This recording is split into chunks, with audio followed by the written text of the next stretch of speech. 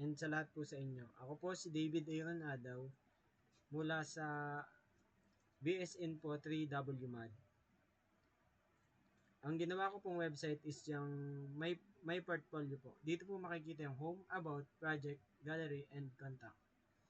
Ang purpose ng website na ito ay ipakita ang basic structure at design ng isang web page gamit ang HTML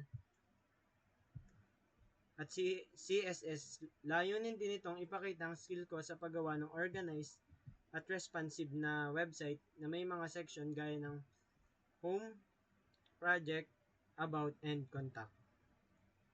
Then, punta po tayo sa demonstration. Ngayon po, ipapakita ko po yung main feature ng aking website. Ito po. Then, sa homepage po, makikita yung welcome message at design layout po. Then, sa about page naman po, makikita po dyan yung information tungkol sa akin at purpose po nung site. Then, dito po tayo sa project page, makikita ang sample works or activity ko po previous. Then, sa contact page po, ando naman po yung mga contact details. Then, dito po naman po sa gallery, nandito po yung mga picture po namin, yung mga hobbies and travels po. Then, meron din po itong navigation menu na responsive kaya gumagana siya kahit sa laptop or sa phone po. Then, sa development process naman po, ginamit ko po yung HTML para sa structure ng website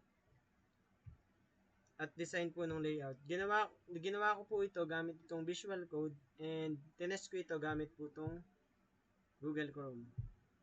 Then, isa sa mga challenge ko pong naranasan ay yung pag-aayos po ng alignment ng mga elements at pagtiyak na maganda pa rin ang layout sa iba't ibang screen size.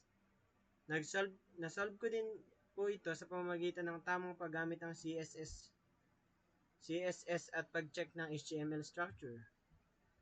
Then, for the summary naman po, natutunan ko kung gaano kahalaga ang malinis na code po. Then, maayos na layout at user-friendly design. Malaking tulong po ang project na ito para mas mahasa pa ang skill ko sa web development. Then, that's all po. Thank you po.